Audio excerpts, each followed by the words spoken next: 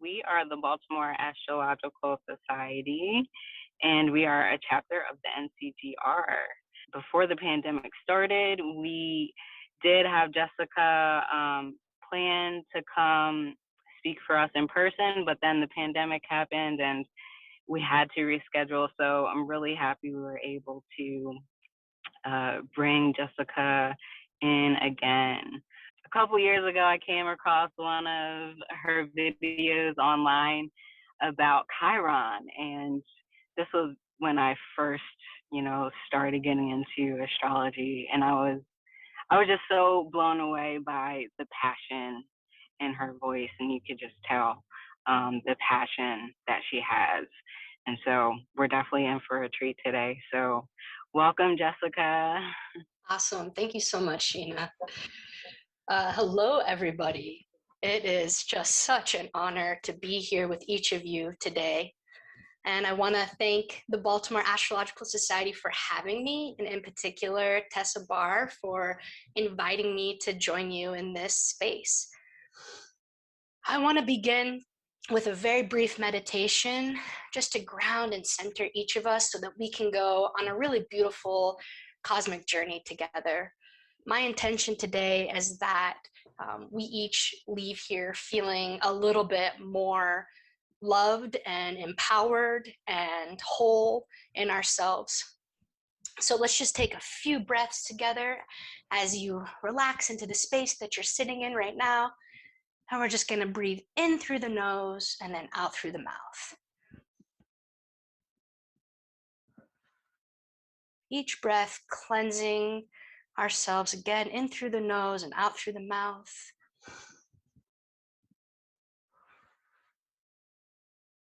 And one more time, if there's any sound.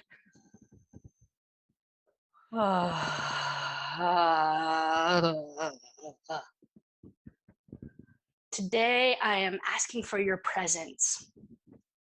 That is your gift to me. So the more present that you can be, the more present I can be, the deeper and farther that we can journey together. And I do think of this as a journey.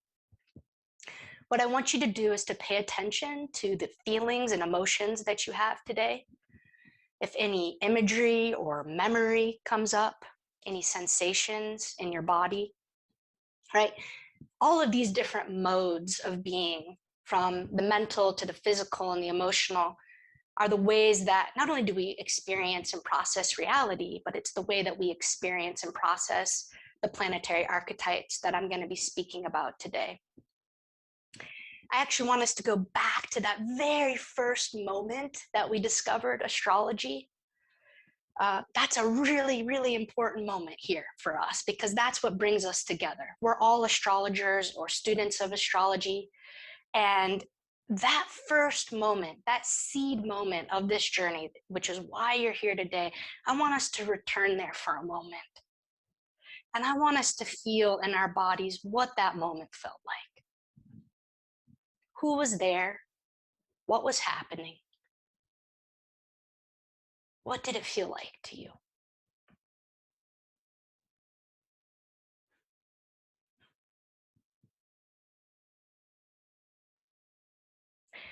That moment is a holographic moment that continues to unfurl and unfold throughout time.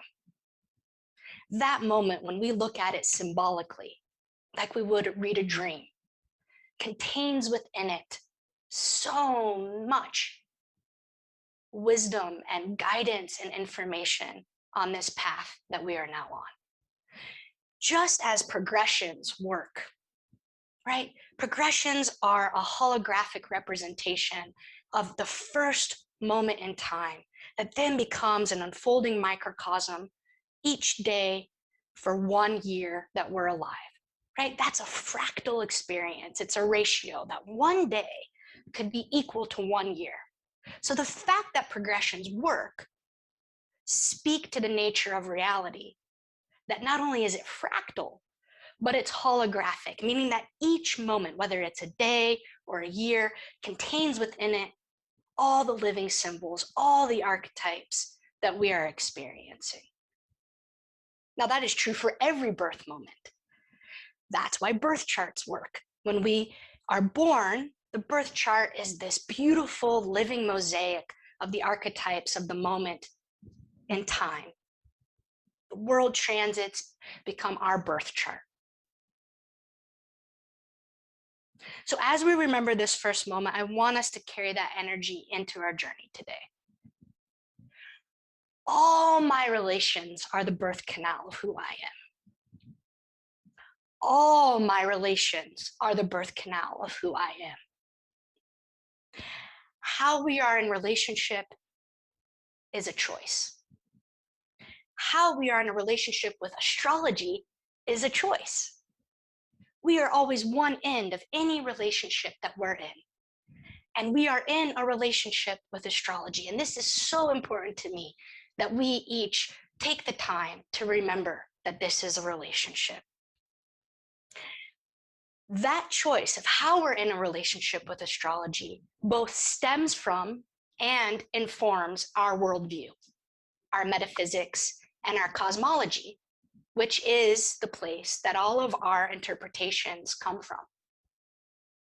So we must pay close attention to the beliefs, conscious and unconscious, the attitudes and behaviors and actions that we have as astrologers that is rooted in our metaphysics.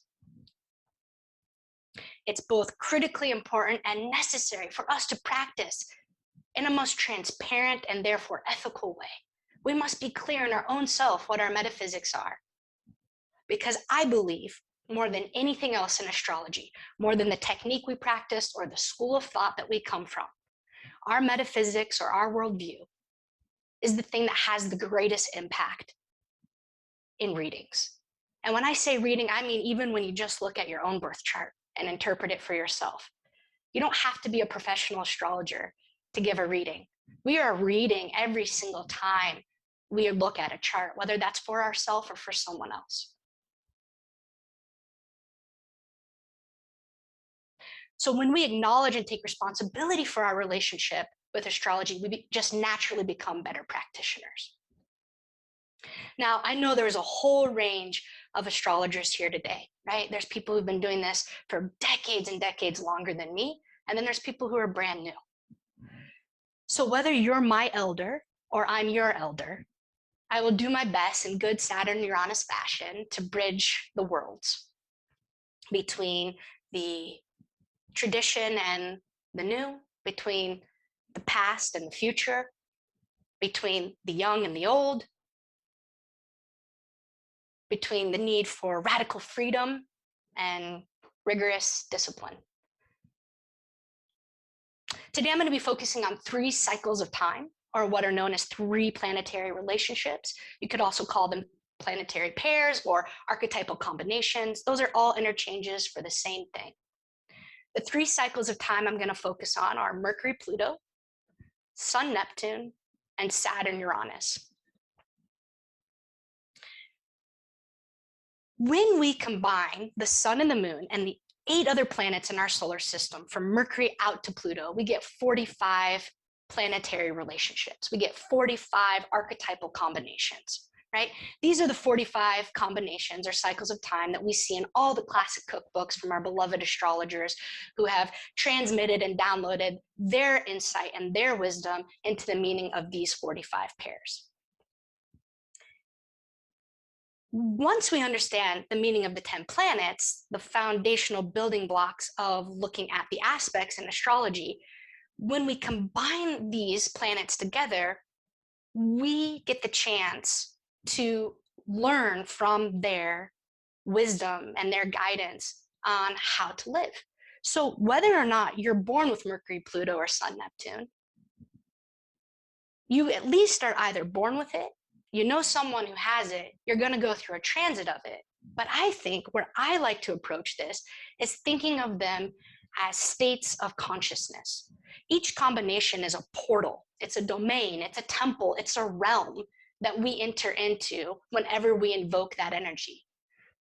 So today, as I invoke Mercury-Pluto, we are going to be entering into the universe that is Mercury-Pluto.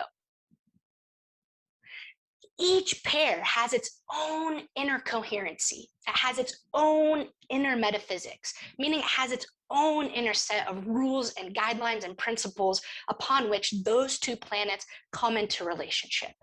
And this relationship can be thought of as akin to human relationships, right?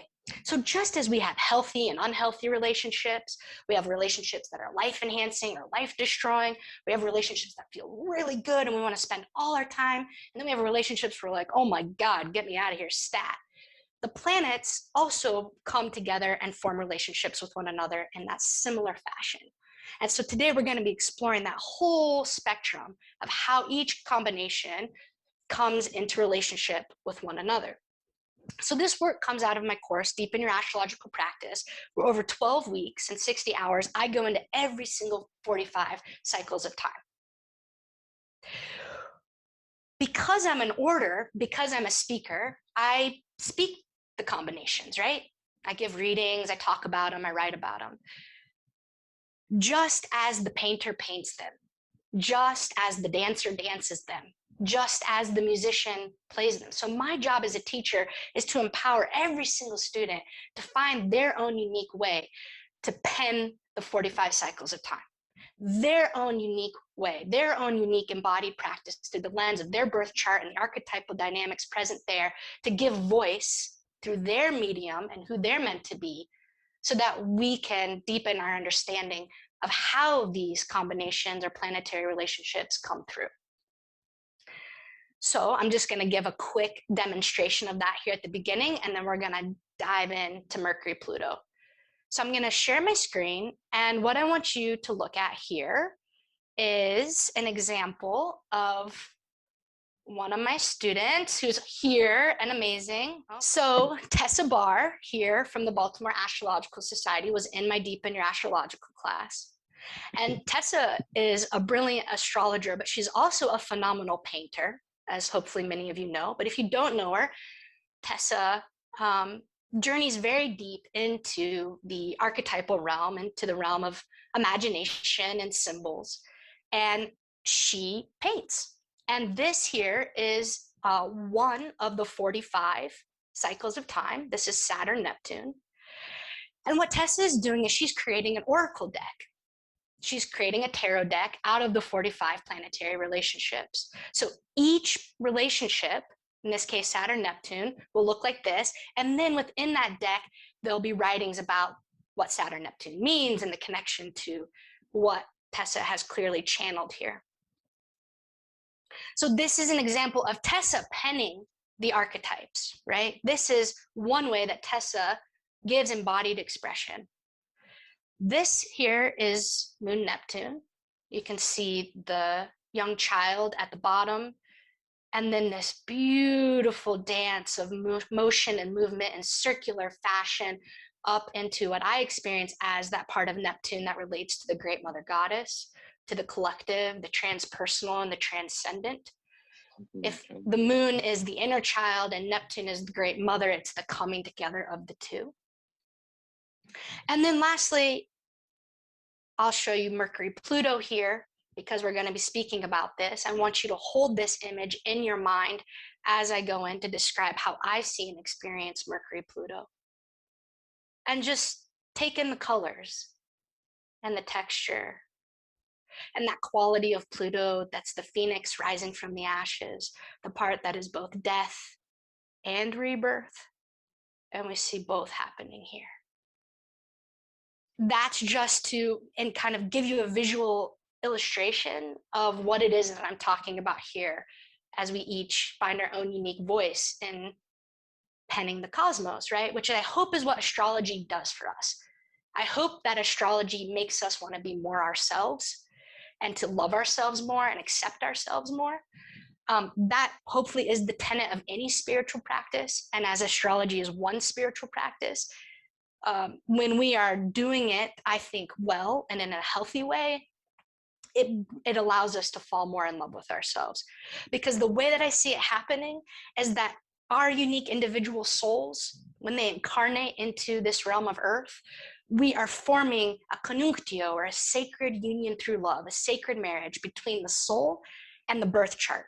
And the way that the soul comes through the birth chart and the archetypal dynamics there that are seen in the aspects, signs, and houses, the soul is expressing and manifesting itself through the chart. And I think that is the goal of what each of us are doing here on our paths of, you could call it as Jungwood, individuation.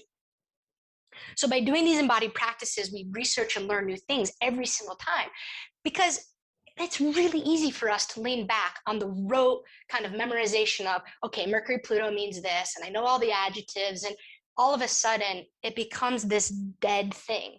And we all know that the planets are these amazing, ancient, living beings who are constantly changing and evolving through space and time and through the human experience. So how in our practice do we keep them as living symbols instead of them becoming the dead word? Lastly, I'll just say this. As the world evolves, the archetypes find fresh expressions, right? So before there was writing, Mercury wasn't associated with writing. But once writing came in to history, then Mercury can be associated with writing. So tomorrow, what new language will Mercury be? And this speaks to not only the evolution of the archetypes, the planetary archetypes, but it speaks to our participation in them evolving. When we live, when we express, when we create, when we discover, when we explore, the very nature or ontology of the archetypes change and evolve through human expression. And I think that this points to us living in an open universe that simultaneously has fate and free will, that we are inherited a certain set of characteristics within our cultural historical moment and the family we're born into and the country we're born into and so on. But at the same time, we do have agency to change what we've inherited. It's a very Saturn-Uranus understanding of how evolution works. And when I go into that combination, we'll see that Saturn-Uranus is the dance and the building blocks of the evolutionary process. Okay. So here we go. I would like to now invoke Mercury-Pluto. And once we enter into the realm and domain of Mercury-Pluto, and this would be true in any time we enter into a sacred space or a ceremonious space, which includes readings, every single word I say is Mercury-Pluto. Every gesture I make, every affect I have is Mercury-Pluto. But also, every single thing you're feeling, thinking, remembering, having reverie about is also Mercury-Pluto. So when we bring those two things together, a whole new inner subjective world of Mercury-Pluto opens up. So what we're trying to do is enter into the belly of the beast and have it open up from the inside out, which we all do through our open curiosity and presence. So here we go. Let's see if we can open up Mercury-Pluto together.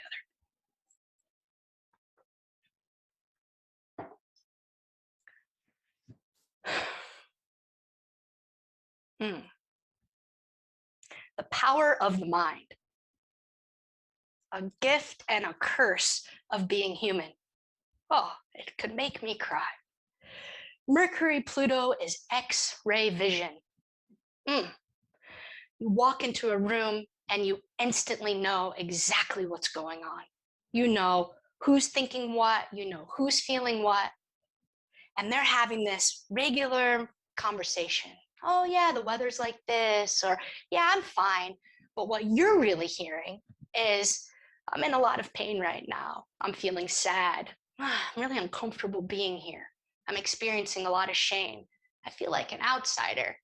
Mercury-Pluto in its X-ray vision reads the subtext of life, reads the subterranean, subtext, unconscious language that is being spoken by the people around you.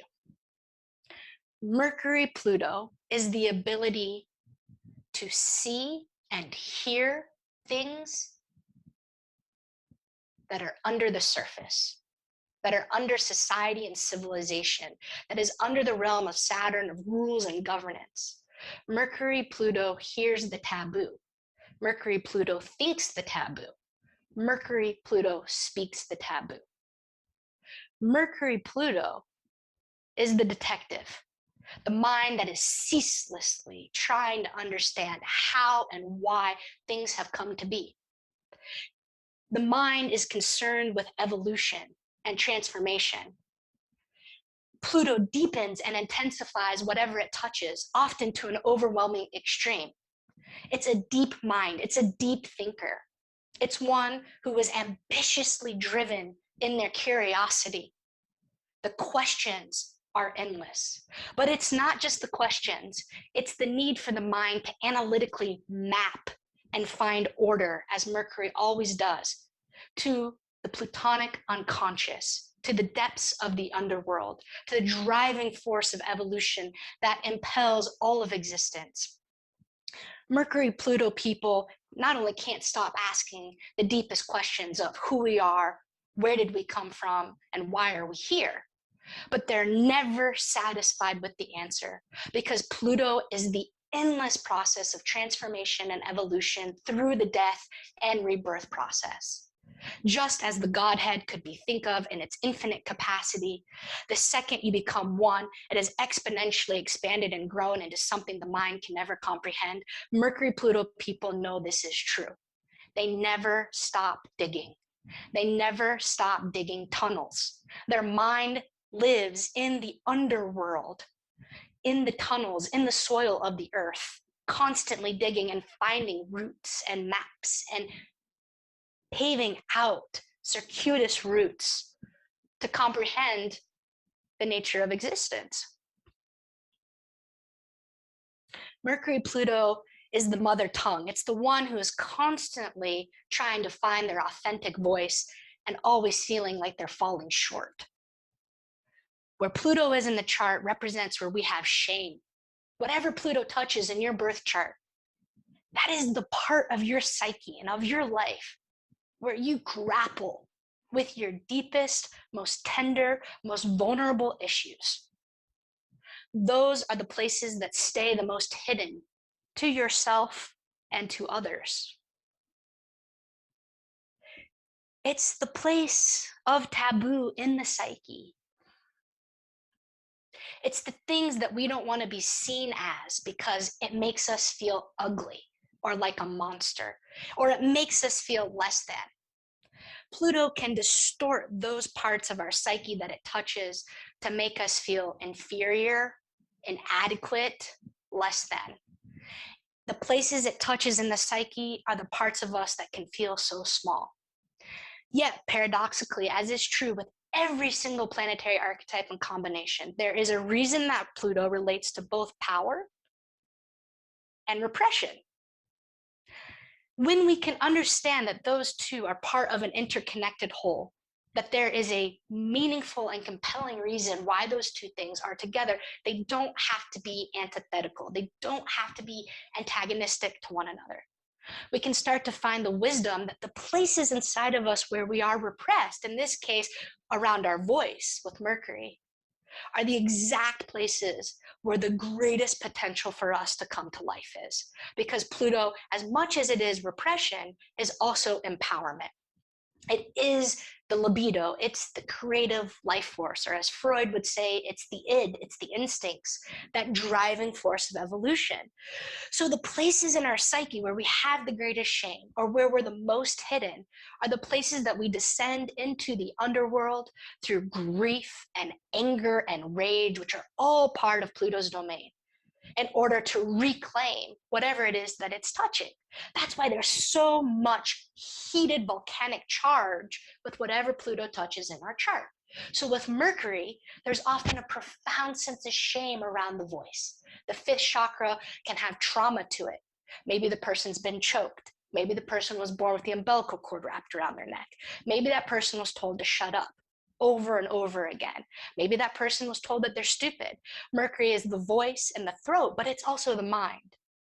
Oh, you don't know how to speak. Or how about someone who's bilingual and trying to live in the United States, completely fluent in their own language, but then coming here feeling like an outsider? That's what Pluto does. It makes us feel like an outsider with whatever it touches. We are outside of our own voice. We're outside of our own ideas. And yet we feel more than anything, we have something so powerful and so titanic, so massive to give. So the Mercury-Pluto person is equally the powerful speaker whose words have a powerful effect as a vehicle of transformation upon whomever hears them. But if that person has a wound around it, and then that person hasn't tended to that wound, and that person is in tremendous pain around whatever happened there, then those words that equally could be a place of empowerment and transformation can become distorted into being manipulative. Mercury-Pluto is the ability to use one's words as weapons to hurt the other person in their most vulnerable spot. It's the ability to read what's happening, assimilate it through the mind, and shoot it back out and torpedo the other person, right? When we're scared, we can become scary. So when the Mercury-Pluto person potentially feels threatened or scared, or is in a power struggle, which is common with Mercury-Pluto, to be in a power struggle in a dialogue or a conversation, they can weaponize their words as vehicles to hurt the other person. And the Mercury-Pluto person's ability to hurt another person isn't for 5 minutes. It can sometimes be for life. That's the level of immensity that the words have. That's the level of power that the words carry.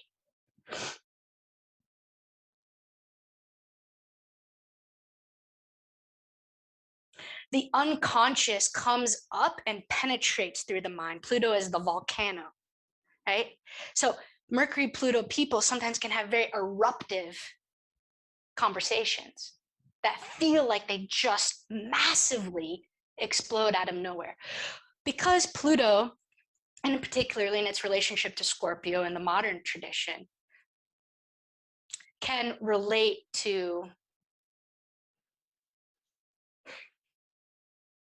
holding on to things for quite a long time in that kind of fixed nature that Scorpio represents.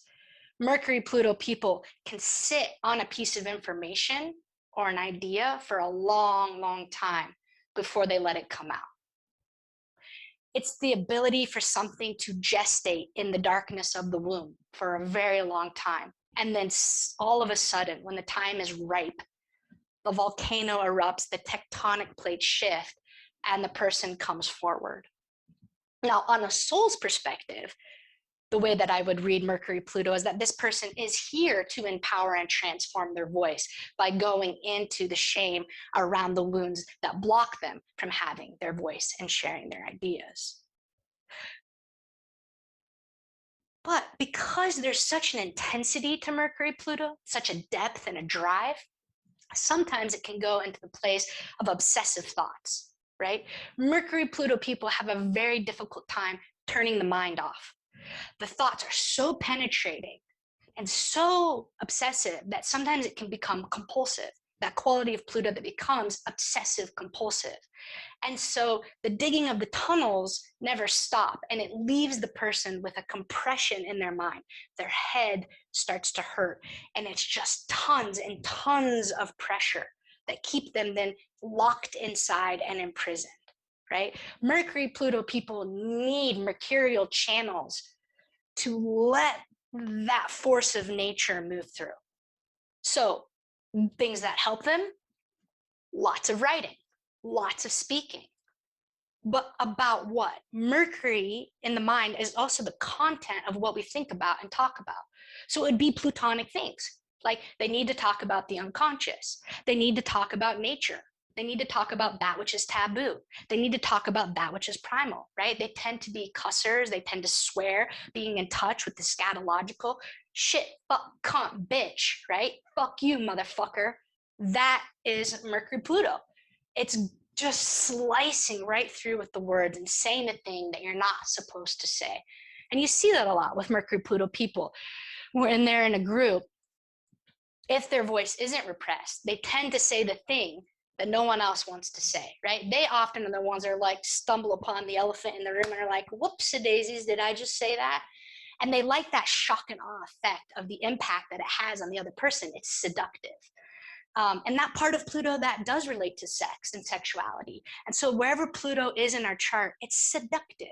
And that kind of seductive allurement that draws you in, it's like the seduction of the mind, the seduction of the thoughts. And so people who have Mercury-Pluto tend to have very erotic thoughts, not just sexual thoughts, sexual fantasies, and thinking about taboo things within the sexual world, but they also tend to have a very kind of erotic experience of their ideas, that it's a form of sexuality for them to think, to talk, to speak. Now, what happens when the kind of obsessive compulsive tendency of Pluto comes through and you start to get those negative thought patterns?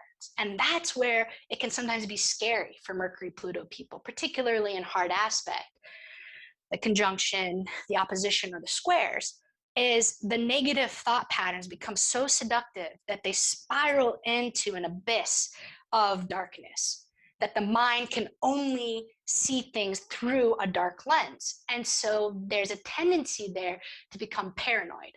Mercury-Pluto, in what we would consider its shadow form, would be paranoid thoughts and paranoid thinking, because of the such deep penetration and the fact that the person often does see things that other people don't see. But sometimes when that's taken to an extreme, which does again happen with Pluto aspects, it can become this kind of mental abyss of darkness, of negative thought patterns. And it's like following the rabbit in Alice in Wonderland so deep down the hole that you can become unhinged from consensus reality. And you start to live in a world where you're seeing and hearing and experiencing things that might have some truth to them, but isn't the whole story, and kind of getting caught into those negative thought loops. Mercury, Pluto, I'm just seeing what wants to come left, because I see I only have about 5 more minutes with this aspect. I obviously could talk about this for hours or days. Yeah, okay. Wherever Pluto is in the birth chart, there's a hunger, there's a craving, right? And there's also simultaneously a theft. So in Pluto's relationship to abduction, in this case with Mercury, there's this kind of theft of voice. And this connects to what I was talking about earlier, like if you were shamed for your voice, or if you've been choked, or there's some kind of physical trauma, or there's some kind of verbal abuse around your words or how you speak, or maybe there was a speech impediment, you also see that with Mercury-Pluto, that then there's this kind of theft, like it feels like your voice has been stolen. But at the same time, there's this kind of ravenous hunger and that kind of primal animalistic side that Pluto represents to have that, right? So Mercury-Pluto people are like hungry for conversation, right? If you ever have talked to one who isn't in their repressed state, you can't escape the conversation. It like, you're like, okay, are we done? Oh no, you want to talk about the nature of evil. You want to talk about evil. Okay, so now we're doing that. Oh, you want to talk about, okay, the sixth mass extinction, and you want to talk about how we're killing our Black brothers and sisters. Okay, like they command that you sit there and have those difficult conversations, and that you have them for a really long time, because they will never be satisfied with the end of that. And that's a beautiful thing, because there are excavators. They're the ones who are willing to go into transformative dialogues and communication so that change happens. Real change happens. They tend to have really intense eye gazes, right? Mercury's connection to the eyes, like their eyes tend to be like really intense and like loving deep stares. Powerful hands, right? Mercury relating to the hands, right? It's like powerful hands. It's also the ability to listen very deeply. We tend to think of Mercury often in its form, in its masculine externalized form, which is talking, right? So Mercury-Pluto people can be very penetrating with their words. You can feel penetrated by them, and sometimes that's a good thing, and then sometimes that's not. But it's also the ability to be equally penetrated, to receive words. So deep listening right? The only way that we can actually be really deep speakers is when we have the capacity to deeply listen. And so Mercury-Pluto people can be the best space holders, some of the best counselors, because they can listen so deeply. And then it can be information overload. If anybody right now is like, woo, Nelly, right? Like, that's like everything that's happening right now is Mercury-Pluto. And it's a little like, okay, how did that go? Like, do I feel a little bit of shame? Did I let it all out? Did I bring it enough, right? Like everything that's not happening inside of my internal experience about what I just did is still Mercury-Pluto.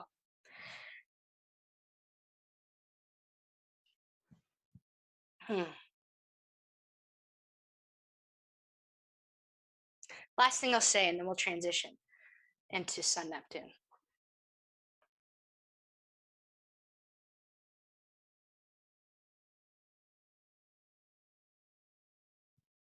There's a vibrational charge with Mercury-Pluto in the throat.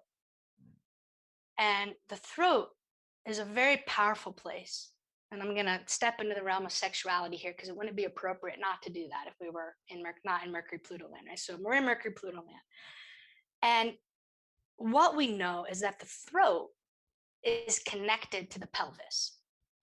We know this in all kinds of ways. We know this from giving birth, that when you drop the jaw and you open the throat by going toning, which is very Mercury-Pluto, or even saying, I love you, it opens the pelvis.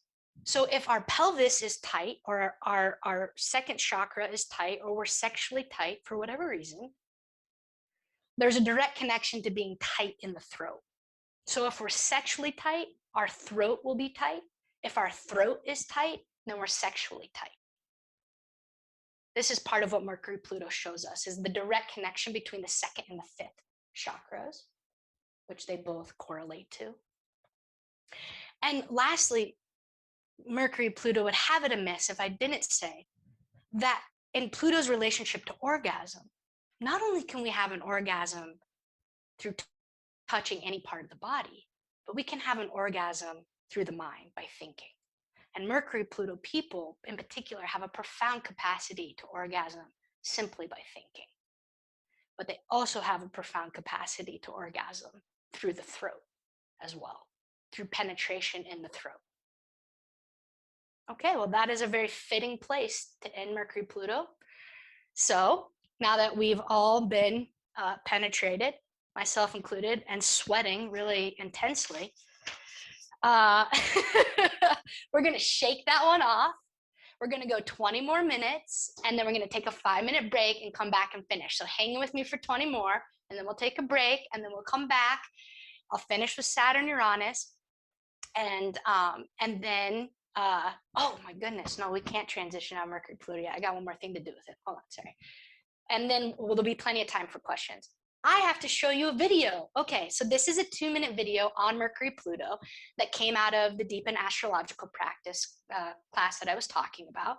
So each combination of the 45 cycles of time, there was a video created. So remember I said the dancer dances it and the painter paints it? So what you're about to see is Soleil Chappelle, who's a dancer and a student of mine, who danced every single one of the 45 combinations. And now she's not just doing an interpretive dance. She connected certain forms of movement and dance, qualities of movement, to each planet. And then she combined those qualities of movement in every combination. So you're going to see her for 2 minutes dance Mercury-Pluto. At the same time, you're going to hear Travis, my husband, who's here, who's a musician. He plays the upright bass, amongst other instruments, playing music. And then you're also going to happen in this one to see paintings from Tessa. So you're going to get this multimedia, multi-dimensional experience of Mercury-Pluto. We'll end there, then we'll transition into Sun-Neptune. So I'm going to share my screen. And if you want to put headphones on, you'll hear it better, but you don't have to.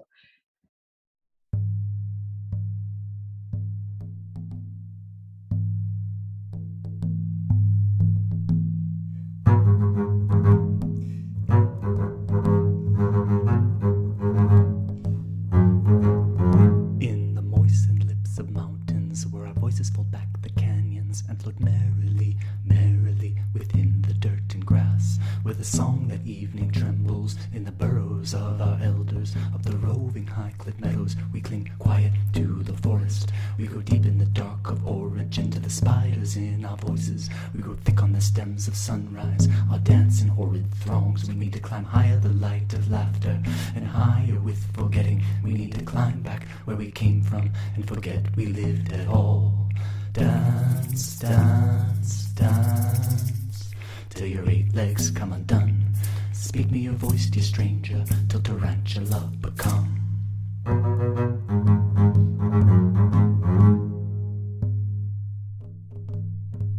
Eclipsing at the ridge, breaks calling out over the ridgeline, yearning back over the ridgelines, calling in our arachnid song.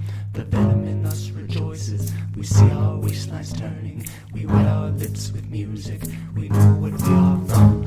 We go deep in the dark of origin through the bites of blackened voices. We grow thick on the stems of sunrise, our dance in horrid throngs. We need to climb higher the light of laughter, and higher with forgetting. We need to climb back where we came from and forget we lived at all.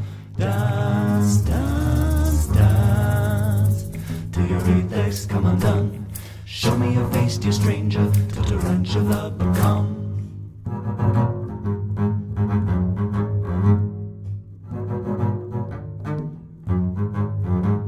Speak me your voice, dear stranger, till tarantula, tarantula become.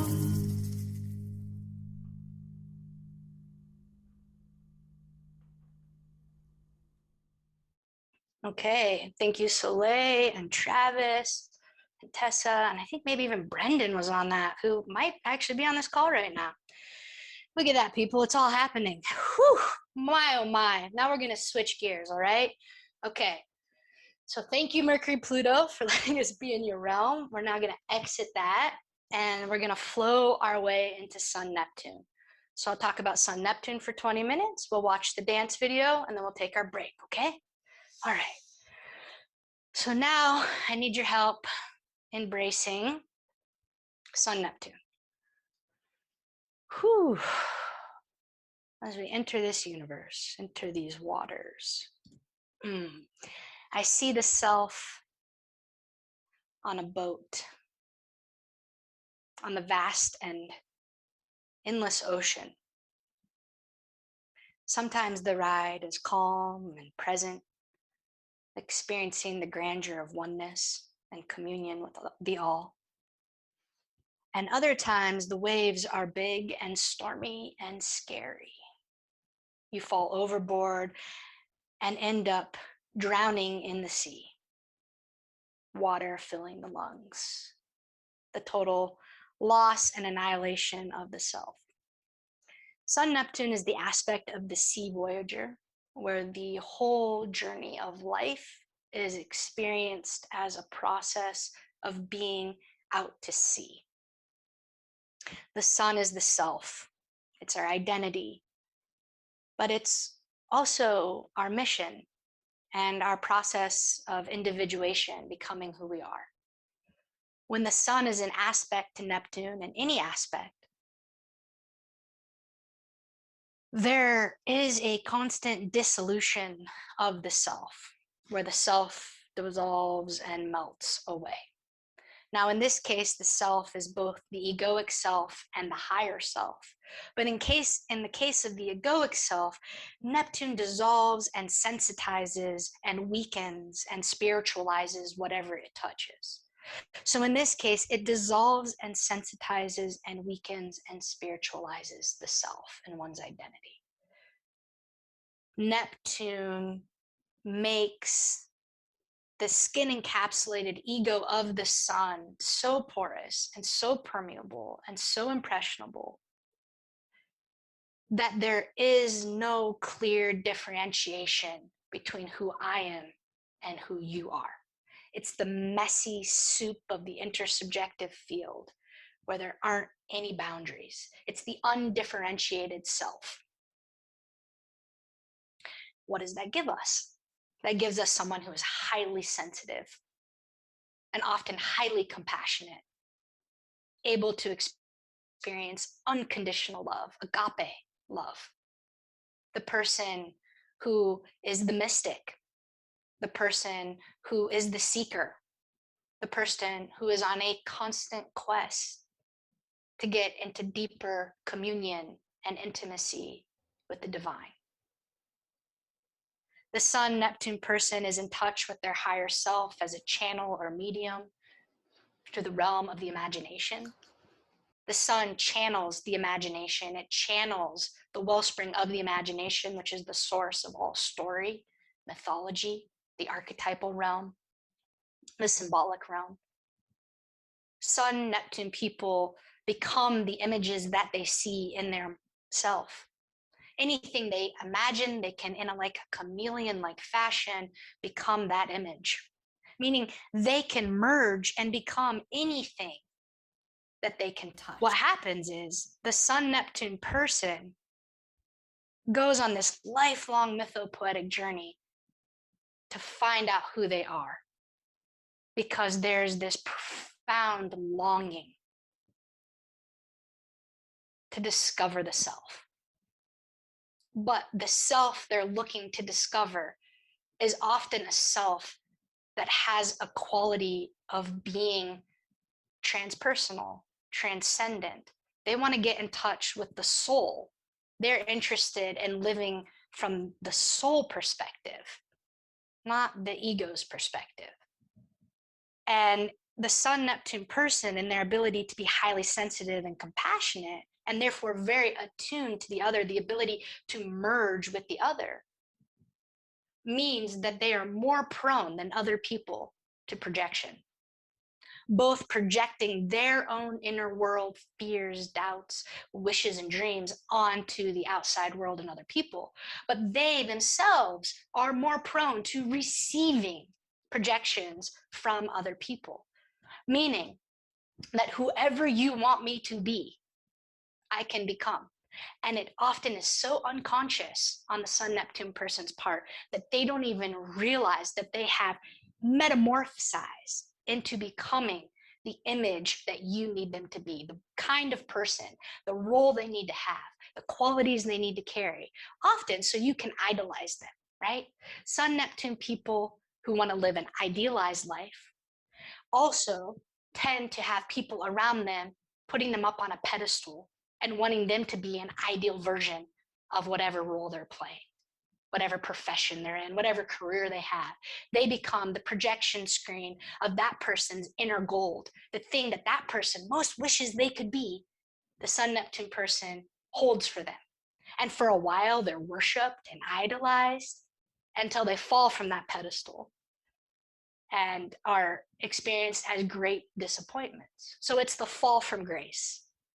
The sun is up in the sky, shining so bright, so magnanimous, and that longing and yearning to touch it, and then the fall from that place.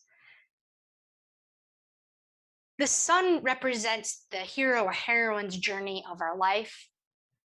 And so the Sun-Neptune person is in a constant quest for meaning.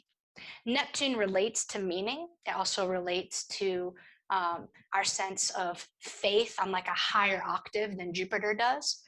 And so a Sun-Neptune person is on a constant quest for meaning, right? So that's why you often see them as the seeker archetype. And you see them in things like esoteric practices like astrology and tarot or energy healing. Sun-Neptune people tend to be called to vocations where they are healers or seen as healers. The sun is our identity. Whatever it touches in the chart, we identify with that. Other people also identify us as that, right? Our birth charts aren't just us. They are everybody around us. They are the environment that we're in. They are how other people perceive us. And entering into the portal of Sun-Neptune's world, it shows us that not only are we not skin-encapsulated egos, but that we don't own the planets, right? We don't own the planets. Like everybody shares the same planets. We're all under the same sky. We share all the planets. There's no planets in my birth chart and planets in the sky. They're morphogenetic fields of energy stored in the Akashic record that have downloads of information from eons of us participating within it. And yet it's timeless. There is no time. It's non-linear. There's no past. There's no future. It's all right now in a holographic fractal moment. And the Sun-Neptune person, for better or for worse, experiences that. So that means they can either be in a place of lucid clarity and channeling a divine vision, or they can be totally confused, lost in a fog, adrift at sea, total loss of self, and an existential crisis. Who am I? How many times does a Sun-Neptune person have to ask this question? Who am I? Because the ego gets so dissolved and it becomes so much about the other and the environment, and I am all my relations. Only a Sun-Neptune person would say that. I am all my relations. Only a Sun-Neptune person would come from a metaphysics that says we're interconnected, this is holistic and integral. Because they need it to be that way so they don't feel psychotic, okay? Like, we all, in psychology shows us this, have a psychotic core. I mean, it's crazy making being human, am I right? Or what? It's traumatic having consciousness, to be self-reflective human beings, which is what the sun is about. It's about us having self-reflective consciousness, born out of the whole. It's the individual born out of the whole.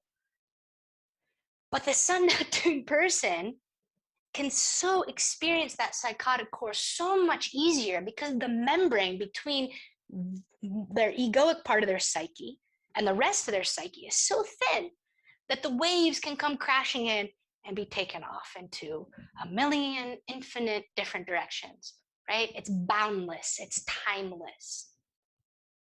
And it's a constant quest for seeking unity. The only way the Sun-Neptune person is ultimately pacified is if they're in a state of unity.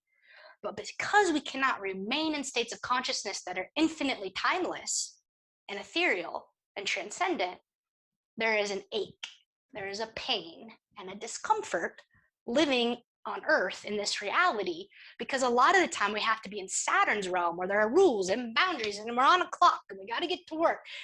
And it's so anxiety producing for the Sun-Neptune person to live in that world, to live by the clock, to live by Saturn, right? Because their natural state is to live in timelessness.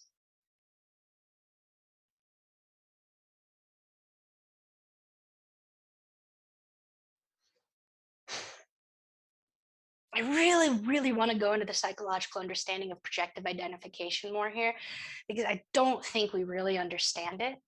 See, all of us grew up in a very atomistic worldview where we were educated to believe that everything is separate from everything else. And our science told us that not only is everything separate from everything else, but we are here by a random accident. So we're separate from each other, and there's no meaning to being here. It just happened to be a collision of atoms, and then voila, here's consciousness. I think it's the most egregious and insulting thing that we've ever said to God, but that's fine. And obviously necessary, because Sun-Neptunes accept and encompass all that there is, even when it sucks. And so we all, when we look at birth charts, read it from an atomistic perspective. We can't help it. Our consciousness is so entrained to see things as separate, isolated things that it's really difficult to melt that away and read the chart as an integrated system from a systems view. And so the Sun-Neptune person lives in a particular state of constant agony because they intuitively, and they are highly intuitive people, know that that's not true, but are forced to live in a reality where that is the premise. So what ends up happening is, in the undifferentiated ego, that can be a lack of a cohesive ego, the Sun-Neptune person ends up living other people's dreams for them.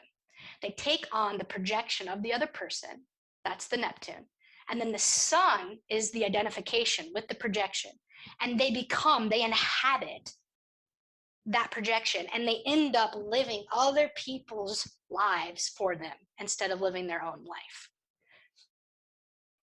Trust me, it's a constant state of recovery that one will never perfect. We tend to be dreamers and healers and mystics, but we also tend to be escapists. We have a very hard time with addiction because we love non-ordinary states of consciousness. We love entheogens. We love altering ourselves. We love drinking. We love doing uppers and downers and anything to keep the ride going, that we often have very addictive personalities. The sun is our personality. Neptune is addiction. So Sun-Neptune people tend to have very addictive personalities. I don't know any addict who's not an addict. I actually don't know any person who's not an addict. But that's also something a Sun-Neptune person would say. I need you to be like me. I need you to look like me so I can feel better about myself, or at least okay. Sun-Neptune people tend to live in fantasy worlds. Neptune is the realm of fantasy and the imagination, so they tend to escape into places of fantasy. Sometimes their whole life can be a fantasy, and they don't actually live in Saturn's realm of consensus reality. It's all in their own imagination. They often have a savior complex and are martyrs. And that's really tough because they were most likely used as what we would call in psychology as a good object by the parent, meaning that the parent morphed the child into what they needed in order to feel okay. And so the Sun-Neptune person tends to be good objects for a lot of people in their life. And that often can give them a quality of wanting to save other people, but it also can create an empty black hole inside of them that is very terrifying. They often can have experiences, mystical experiences through meditation or entheogens, where they become identified with Christ consciousness. A lot of times, Sun-Neptune people in their process of maturing and growing at some point have to simultaneously realize that they are not God and God. Like, we are all divine, but you're also not omnipotent and omniscient. And that is very hard, I think, for a Sun-Neptune person to straddle those worlds. Because the sun relates to the father and to male or masculine figures, and Neptune can create that sense of dissolving, disillusionment, and absence, there can often be a feeling of the absent father, but it's different in the way that a Sun-Saturn person would experience it, potentially, right? These are just potentials. Like a Sun-Saturn person might have a critical father, or a father who is very identified with rules and regulations and order and judgment and, very strict, potentially. But Sun-Neptune absent fathers are more like either they were physically there, but they weren't emotionally, spiritually there, which is a common condition, unfortunately, of patriarchy, right? Like we've raised our men to not feel. And even if you are a man who feels, like by and large, your half of the species is having a very difficult time coming into the feelings and true empathy, and that is part of this cultural historical moment. And I think we do have to remember that by and large, women are raising men, so we have a critical, crucial part in playing in that. But that the father can also be absent because of things like addiction, alcoholism, drugs, or they can just, in general, just not be there. So what happens in the psyche is whenever there's an absence, we tend to overly idolize what's missing. So the psyche projects into the void kind of an archetypal father that becomes like a caricature of what a father is. And so Sun-Neptune people tend to idolize father figures and also idolize the masculine as well.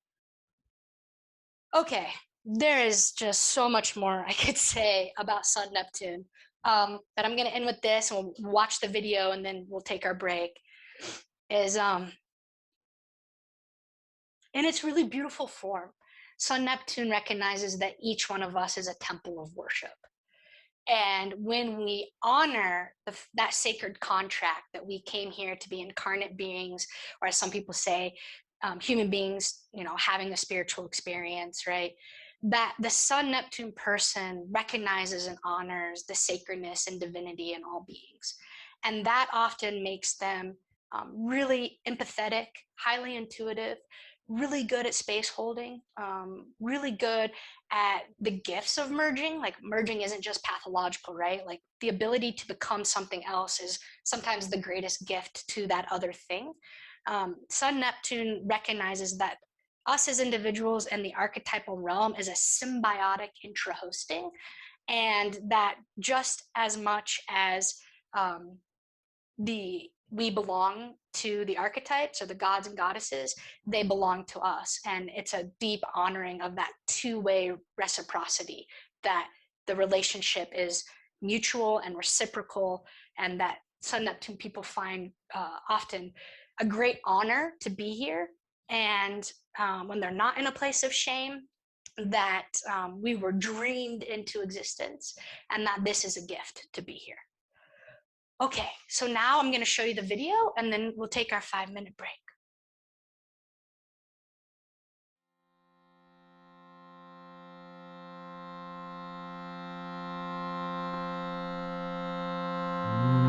When I was young, I was the sun, shone through the trees into the ground. When I was young, I was the mountain, knew all the birds, had my own vision. When I was young, I was the river, ran through the mountains into the sea. When I was young, I was the ocean, held all my friends throughout the end. When I was young,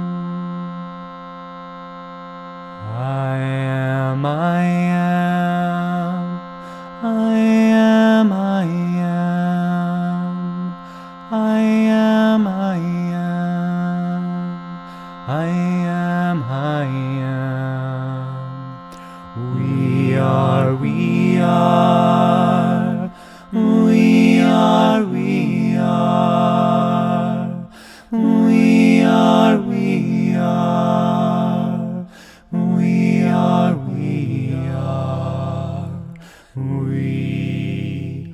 are.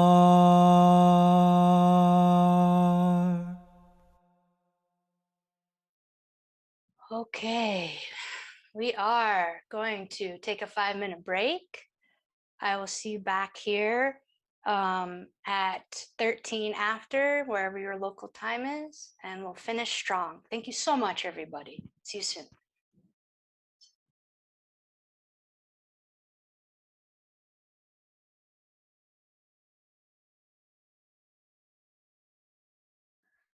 Okay, we're back.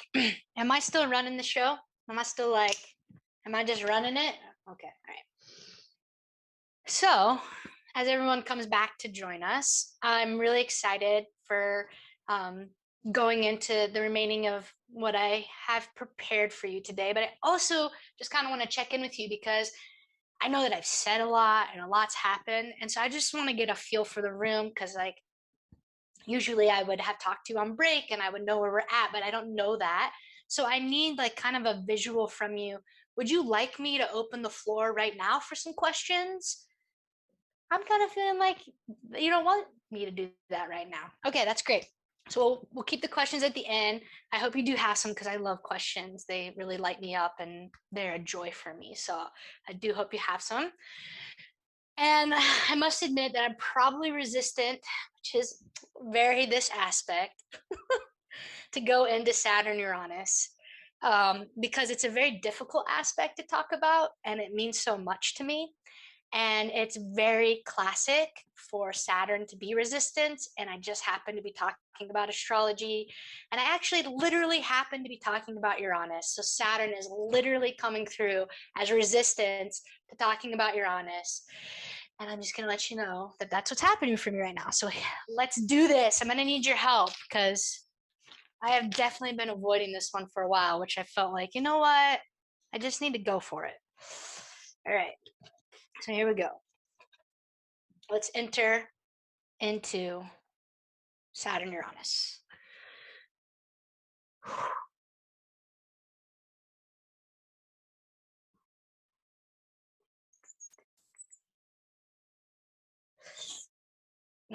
We're talking about two outer planets, right? So in the first two, we were talking about inner planet with an outer planet, and now we're talking about two outer planets. And it makes it a little less personal to talk about. For me, philosophically, Saturn-Uranus as a portal or domain, as a temple of knowing, has a lot to teach us about how evolution works. When we think about Pluto as death and rebirth, Saturn and Uranus are those two components of Pluto. So Saturn is death, Uranus is rebirth. When you get the two into a dynamic relationship as death and rebirth, you get Pluto. I believe that it's the relationship between Saturn and Uranus that gives us the motion, the process of Pluto as transformation and evolution.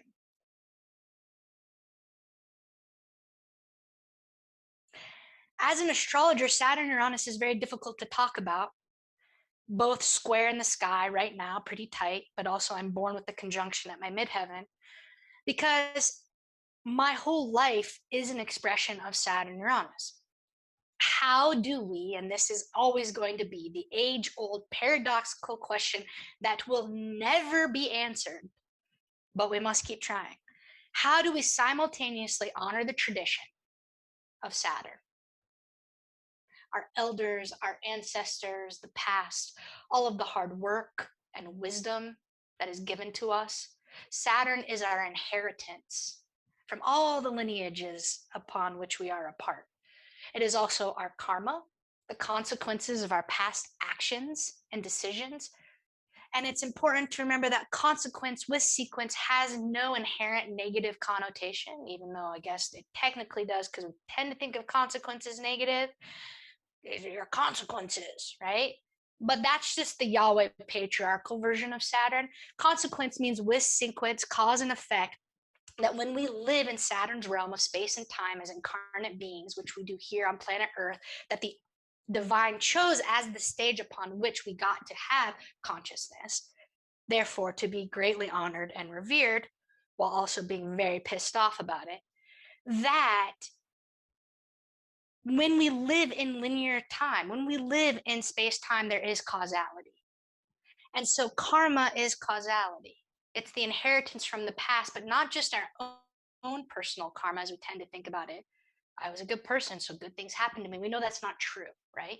We know that that's not how it works. But that we also inherit the karma of our species.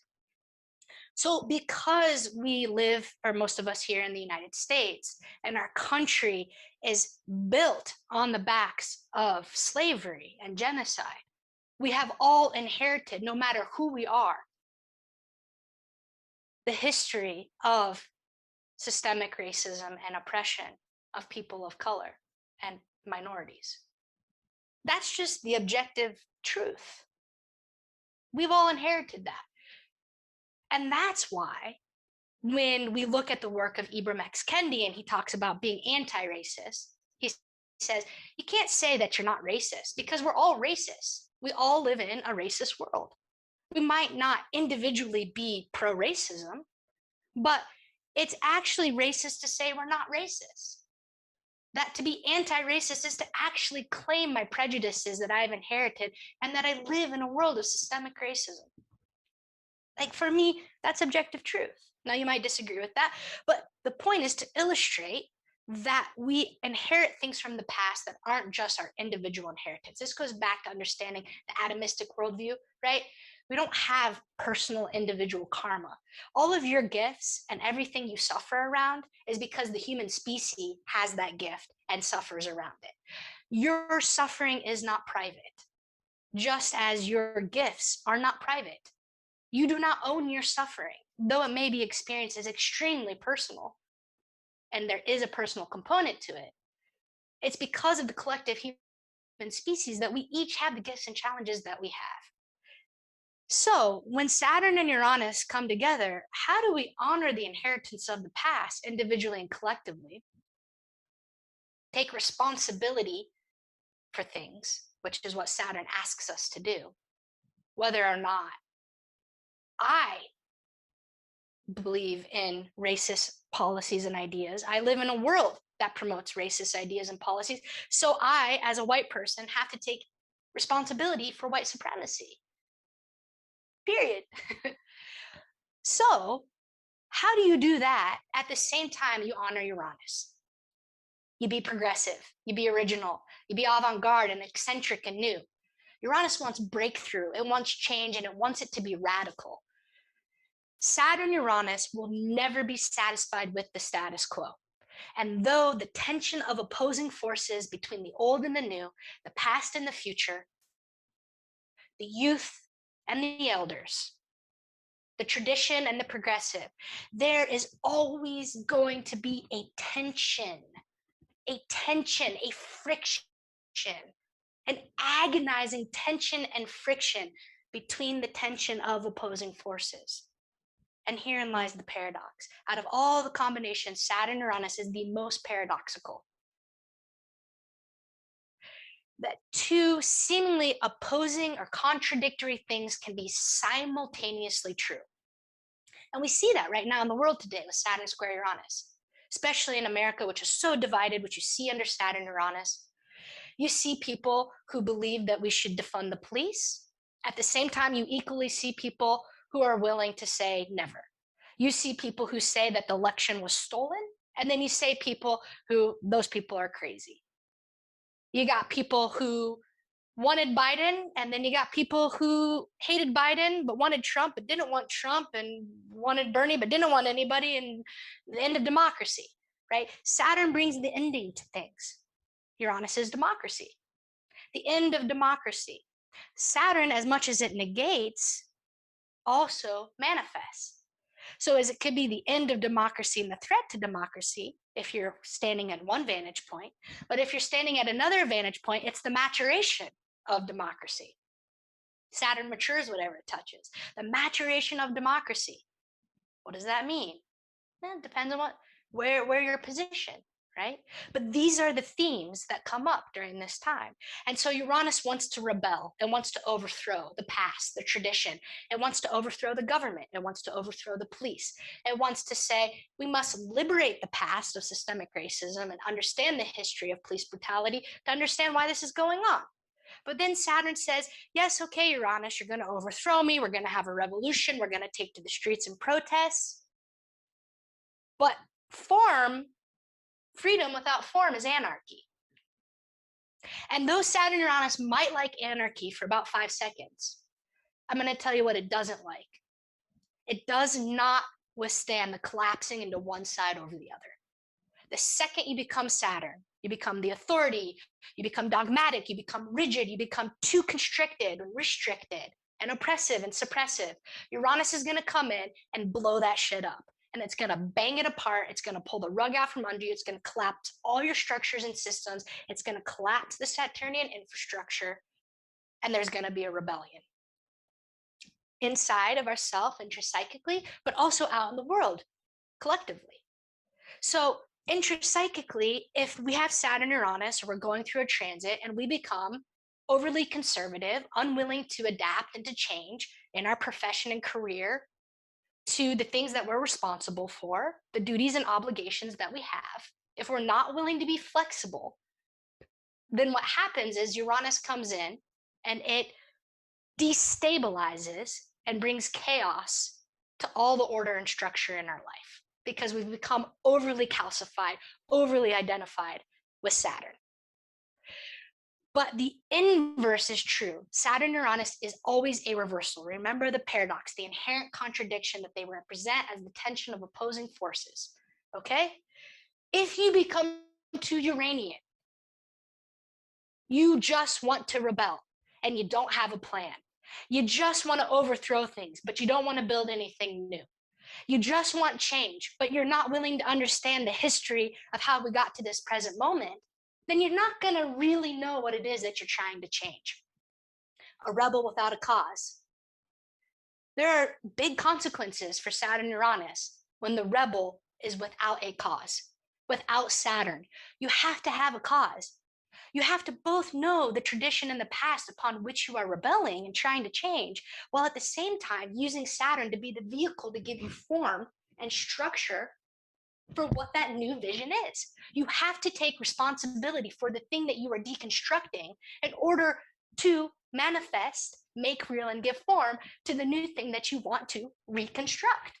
If there is going to be a rebirth, a Uranian rebirth from the past, then the Saturn-Uranus person must engineer and build the bridge between the two. They must be the bridge between the two. Because if there's no bridge, there's no connection. And if there's no connection, they stay in antagonism. And when they stay in antagonism, we move into paralysis. When we move into paralysis, we're stuck and we lose our creative genius and impulse. We lose that part of life that Uranus represents, which gives so much excitement. Uranus is exciting. It can be. It can be exciting and euphoric and filled with epiphany and revelation and a future, a vision of the future that's worth living. But as T.S. Eliot said, there is no freedom without form. So if you ever try to escape Saturn in the Saturn-Uranus dialectic, you will get trapped. You will get stuck. There will be no forward motion. Uranus wants forward motion. That's what it wants. Prometheus, which relates to the planet Uranus, it means forethought, foresight. It's the ability to, in a high cognitive way, see the future. But with great power comes great responsibility. And Saturn says, are you willing to do the hard work, to put in the time, the energy, and the investment that Saturn requires in order to make something sustainable, real, grounded, tethered, into consensus reality? We all know that real change, Uranus, takes time. Saturn. A mature Saturn-Uranus person understands that real change takes time, right? How many people enter into therapy and say, so are we going to be able to cover all this in about 6 weeks? You're telling me you want to change core fundamental patterns in your psyche that you've been living with for 50 years in 6 weeks? No. How about 6 years? Right? Saturn is the devotion and the commitment to the change. Saturn is the ability to give form to the change through the devotion, through structure and routine and discipline. Saturn-Uranus is the disciplined genius. They're the disciplined, brilliant person who is so committed on a daily, weekly, monthly, yearly schedule to implement their great vision, their creativity, their muse, right? We've all been inspired in life. We all have been visited by Uranus and that flash of insight and that electric pulse, right? The lightning bolt that comes down and shatters everything open. That first moment of astrology was a Uranian moment. The sudden, unexpected opening into a new world of meaning, the breakthrough and rebirth of yourself. But Saturn is the commitment that you have had to study it, to be rigorous about it, to have standards around it, to learn it, to understand the technical parts of it, to understand the parts of it that are logical, right? The part of astrology that's so Saturnian is the astronomy. It's objectifiably true, the astronomy. Where the interpretive artistic part comes in is through how we make meaning of the planets. But we have to honor the astronomy of Saturn, of our solar system, in order to, I think, be ethical, good practicing astrologers. Saturn-Uranus has high standards because Uranus liberates Saturn. So it's also not just high standards and expectations, but it's also someone who's hypercritical, hyper-judgmental. Uranus makes hyper whatever it touches, so it's hypercritical, hyper-judgmental. and therefore is often experienced as a constant form of irritability, crankiness, and frustration. Dissatisfaction will be the tagline of Saturn-Uranus. Dissatisfaction. You can work so hard for a Uranian peak moment.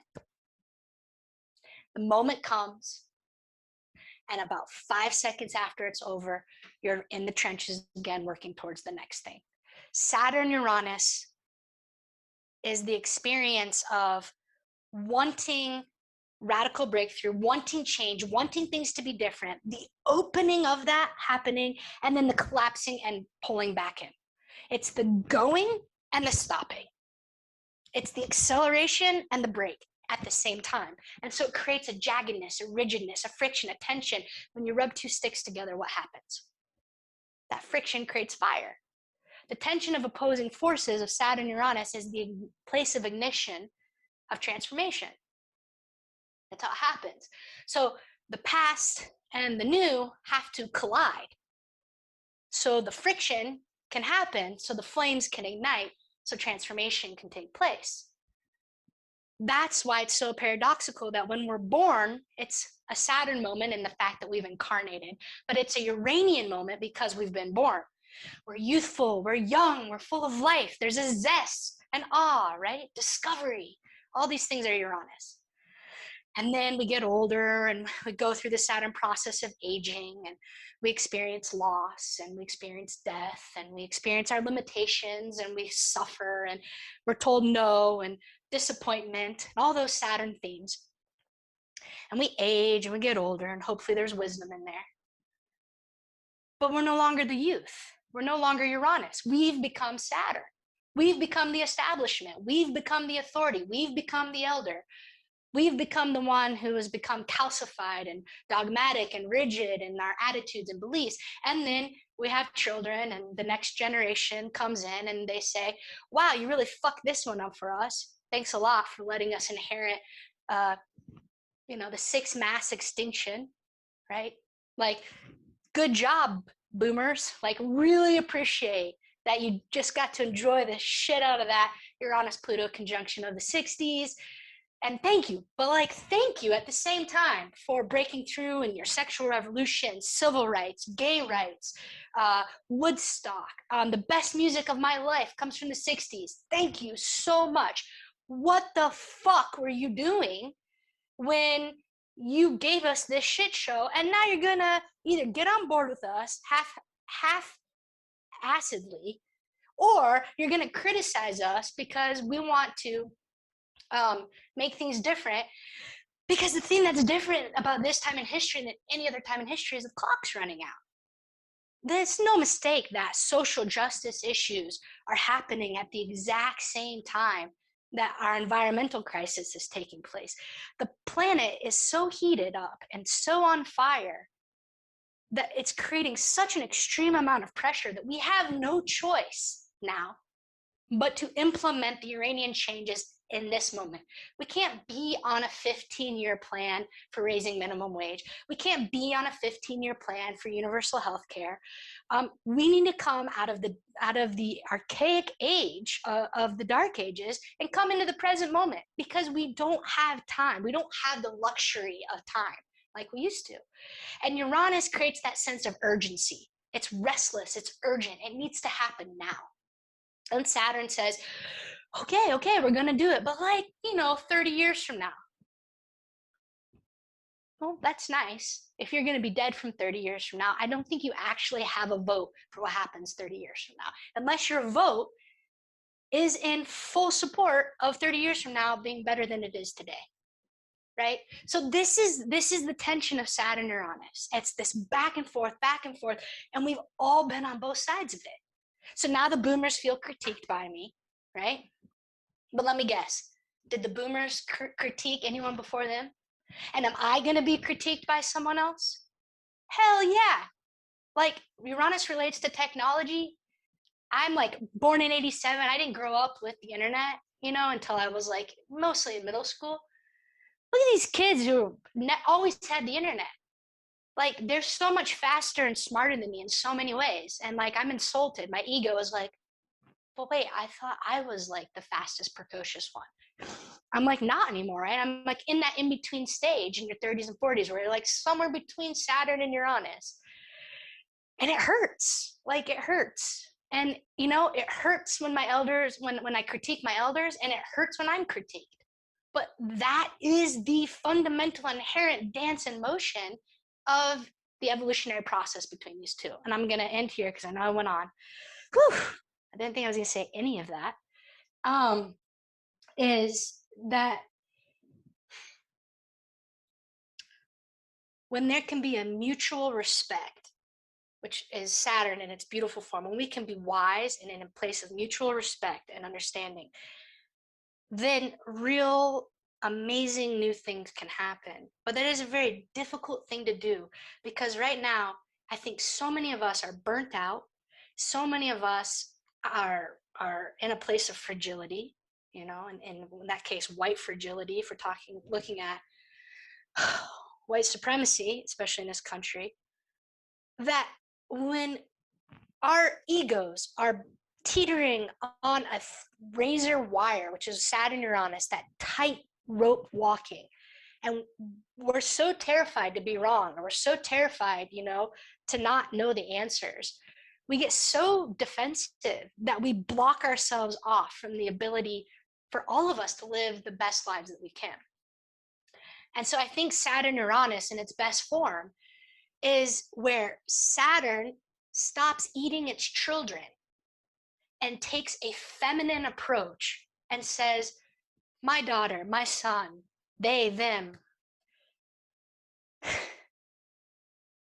let me teach you the beautiful lessons of patience. Let me show you how to cultivate the garden and plant the seeds, and over time let them grow. And let me be humble enough to know that at the same time, I am your elder and I know more than you. And you are stewarding the future, and you will soon know more than me. Can we humble ourselves in the presence that we both have mutual insight and wisdom to share with one another? Okay, thank you so much. That was Saturn Uranus. And now I am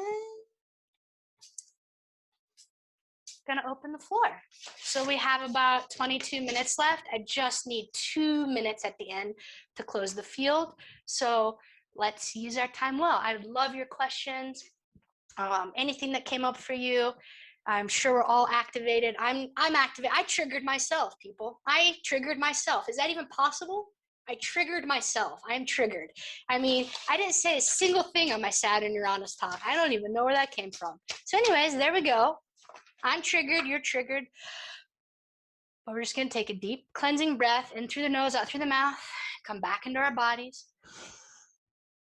Oh. Saturn, Uranus, love and hate. Deep breath in. Oh. One more for good measure.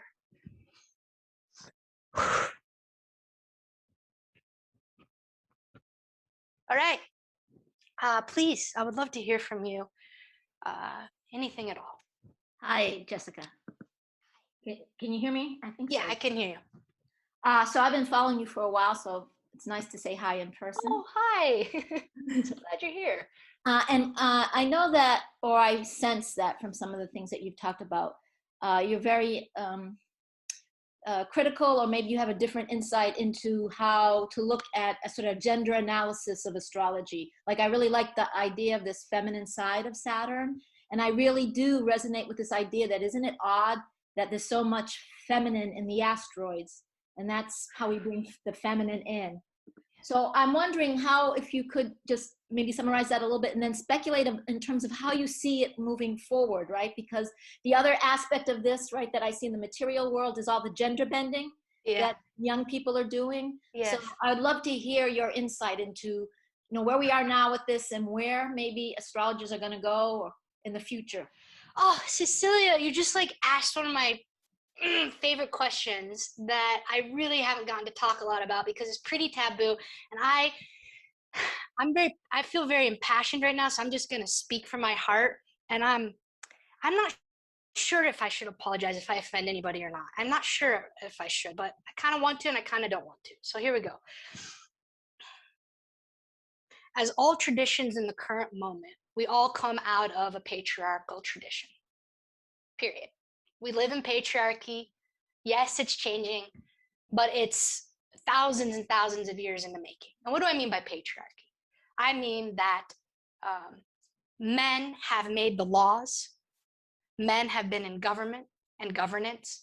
They have made the norms and the traditions and the customs by which all of us operate. They've held the land, women have been the property, we recently just got the right to vote, etc. Okay, most of us are pretty aware of that. All right, if you still don't think we live in patriarchy, I'm gonna really ask you to take a deeper look at that one and talk to some women. Okay, so astrology has come out of the Greco-Roman patriarchal tradition and also has a very strong Yahweh, Judeo-Yahweh overtone to it. Our understanding of Saturn in its mostly static masculine form is typically associated with those patriarchal qualities. Saturn is understood as laws, rules, government. There's a sense of punishment. We're all scared of Saturn. We all hate Saturn. Oh my God, I'm in a Saturn transit, right? So if you look at my work in Revisioning Saturn from Archive Journal that came out in 2016, I say, what happens if we bring a feminine understanding into Saturn? We look at things like the fact that Saturn has to do with incarnation and manifestation. That's feminine. Has to do with the physical world. That's feminine. The fact that the word matter comes from mother, right? So I present all these different ways of saying, look, there is a feminine and masculine side to Saturn. There's also a dynamic and a static quality, which gives different inflections of the masculine and feminine forms. You can read that article if you want to know more. But it's true that every single planet has that. But because we come out of a patriarchal tradition, naturally, the planets are mostly named after male gods, except Venus and the moon, right? So Moon and Venus are considered the two feminine planets, and then the rest are by and large considered masculine. So what's happened in the evolution of consciousness as we wake up to patriarchy and women are becoming more equal and having more of a voice and more of a say, part of the way we see this coming through in astrology is getting really excited about the asteroids, because they get to all be the goddesses. We finally have a home for the goddesses and for the women and for the feminine. There are about top five things I'm most pissed off about in astrology. This is one of them. I believe that it's a continued patriarchal move to relegate the feminine and the goddesses to an asteroid belt of broken up chunks of rock and say, oh, all the goddesses get to be a broken up chunks of rock? For God's sake, do we really lack imagination to understand that the goddesses coexist with the gods? The gods and goddesses are just variations and aspect of the same divine light in its infinite form that we experience as planetary archetypes, as intermediaries between the divine light and the earth realm. The planets are just the living symbols that host these energies and make a bridge between here on earth, and they're the bridge of the archetypal realm into the infinite. You're going to tell me that our planets are just mostly male masculine figures? No. God is always a projection of what the human being can currently understand in our current moment. So when it came out of the Greco-Roman tradition and they were given the names they were given, of course they're going to be named male gods. But that does not mean the essence of that archetypal energy is only male. So can we please not relegate the feminine and the goddesses to the asteroid belt? Can we please reclaim them and bring them back into Mercury and Mars and Jupiter and Pluto and Saturn and Uranus? Can we please bring them back in? We are not at a point anymore in human history where we need to separate the two. So I actually don't use the asteroids. I actually don't believe in the asteroids, like on a principle level. And I would really like to encourage the astrological community. I probably could have said this in a better way, but I'm clearly like not fully processed around it, so I need to do that, is can we please all do our part to bring them back home to where they belong, which is part of the pantheon. Thank you, Cecilia. Hi, can you hear me? Yeah, hi, Jean. Hi. That was just such a wonderful talk. I got so much out of it. And I'm an old astrologer. I had that moment in 1972. So that tells you that moment of discovering astrology, around maybe 1971 even. So I had a good time with it. I just wanted to give you a little example to underline how your Mercury-Pluto analysis struck me.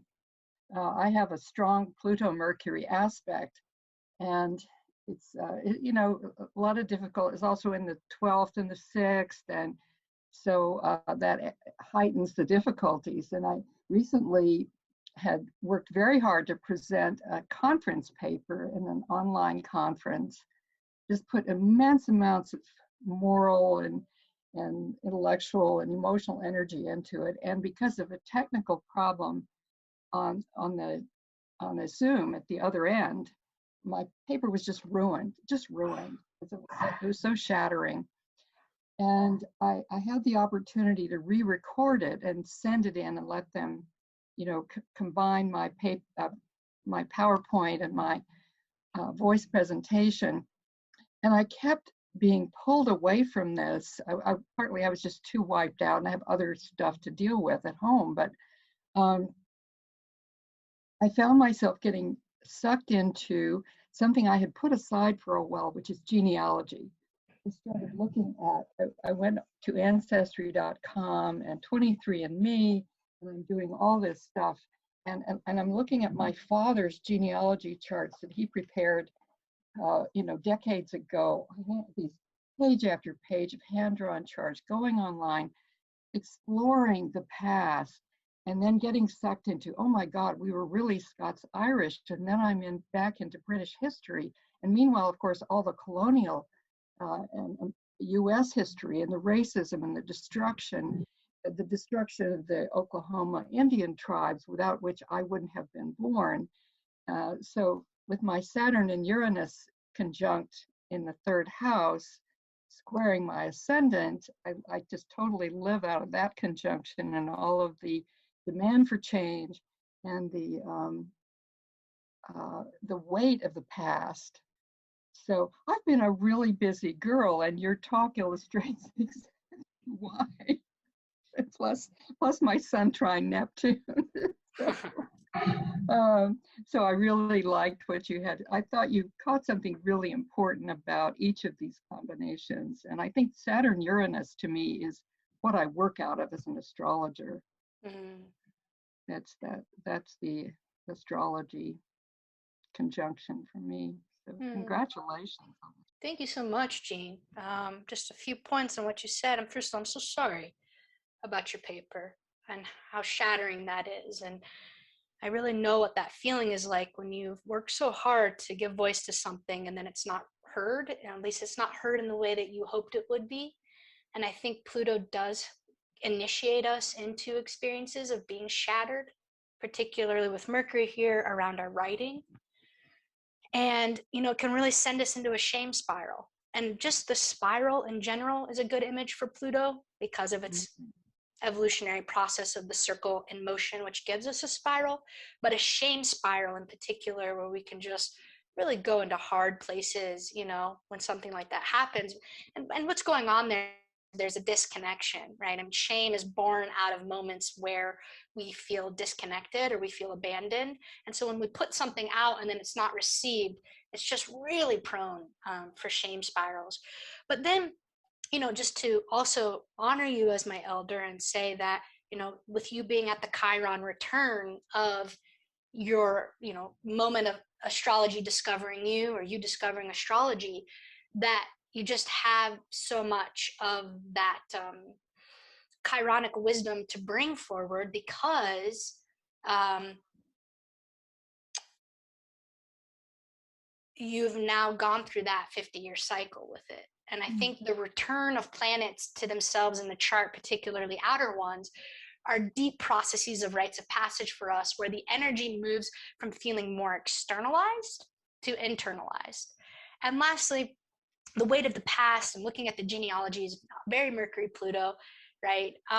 And that's something I really encourage people to do, is to go look at their genealogy, and then for the birth dates that you do have of the ancestors, look at the connections there. Because I focus a lot on the planets in my work, what I like to do is look at shared aspect patterns that we pass down through the generation. So I call them transgenerational aspect patterns, right, that you pass down through the genealogy. And I really like looking at, you know, all the parts of my chart that I inherited from my parents and my grandparents, and seeing those signatures of karma, really, that are passed down. And so I think that's just so cool that you've been doing that. So thank you so much, Jean. I want to thank you from the bottom of my soul, really, for the Mercury-Pluto segment of this talk. I can't see her, Jessica, there she is. Maybe I can get a speaker view. Yeah, because listen, I have them conjunct, and also conjunct my sun, by the way. It's a triple conjunction in my 12th house. So listen to what I'm doing in my retirement, since I closed my practice. I am writing a historical novel which takes place in Paris during the Belle Epoque. More specifically in Montmartre, in the sexual underground. Wow. And it is basically 50 Shades of Grey, 19th century. I love it. Now, there's another layer to this. I channeled it from my own past lifetime. Oh, Judith, you're really working that multidimensionality. I You're know. so holographic. I love it. You have opened up a whole new, you've given me context. Is a really important context. So it's just invaluable. Thank you. Oh, well, it's my great honor, Judith. I just love what you're doing, and I just send you so many blessings, and way to be badass. Or send you the website link? I can. Sorry, what's that? I can put my website link in the chat. There you go. Do that. I like that. Thanks, Judith. Sure. And next we have Paul. Hello. Thank you again for everybody's thanking you. I'm going to just add to it. That was really wonderful. The Mercury-Pluto is something that my father has, and he is so mild-mannered. It's T-squared by a Mars in Libra, which is, I think he really struggles to express that Mercury. It's also on the IC. But I know growing up and into early adulthood, as I was getting on my own, how much I would feel that intensity coming from him under this mild exterior. So, hearing all these characteristics, I'm also thinking, my God, that's like all this stuff that I'm like, and I do. And am I just taking all my dad's stuff? Well, okay, wait a minute. My Mercury is ruled by Saturn. My Mercury rules Pluto. Saturn and Pluto are opposite each other. Okay, so I have some. But then you talk about the Sun-Neptune, and I have the sextile, and sextile Neptune on one side and Chiron on the other. And I'm like, okay, yes, I guess I am taking on my dad's Mercury-Pluto. And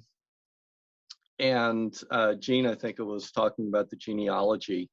That's something I've been obsessively going into, digging back into the 17, 16, 1500s along multiple lines of my family through ancestry, and thinking, gosh, this would be great for my dad to get into with Mercury on his IC opposite Pluto. And again, so am I taking this on?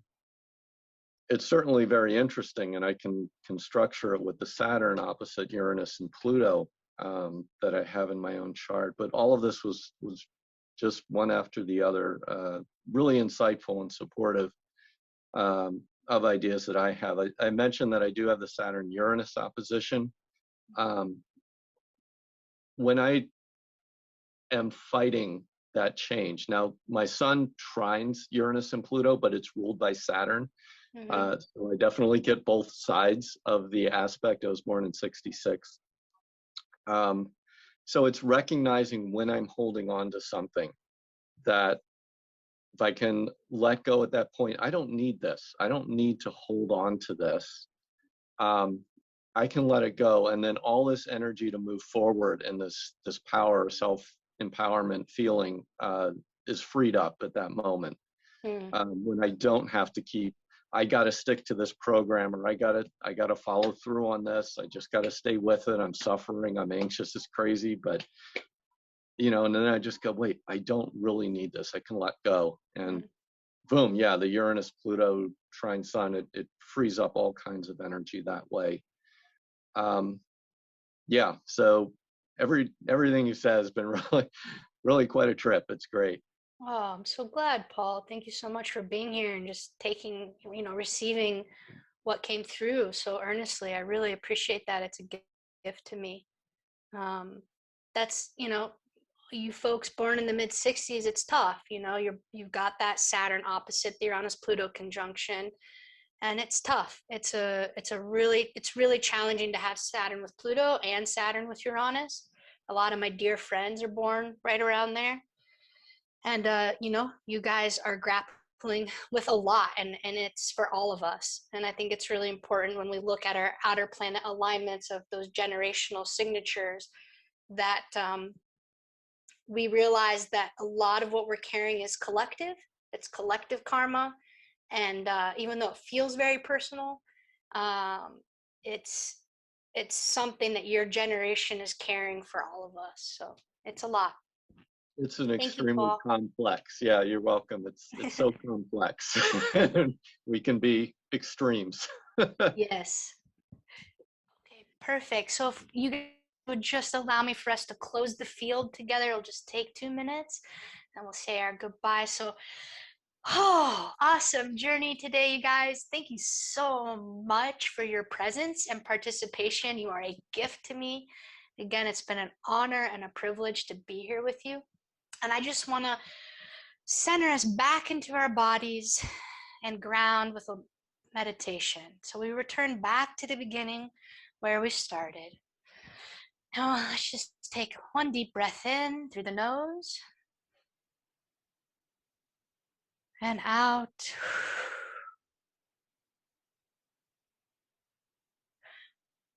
We give the merit of our practice today to the field of astrology, to all those who have become before us and all those who are coming after us. May we each remember to bring love and empowerment to every interpretation that we do, finding the inner meaning and coherency, to trust the intelligence of the universe, therefore to trust the planets, signs, and houses. And may we each do our best to feel that we are loved by this universe and given this gift of astrology to help us navigate through the waters. Thank you so much for being here today. I send you infinite blessings on your journey.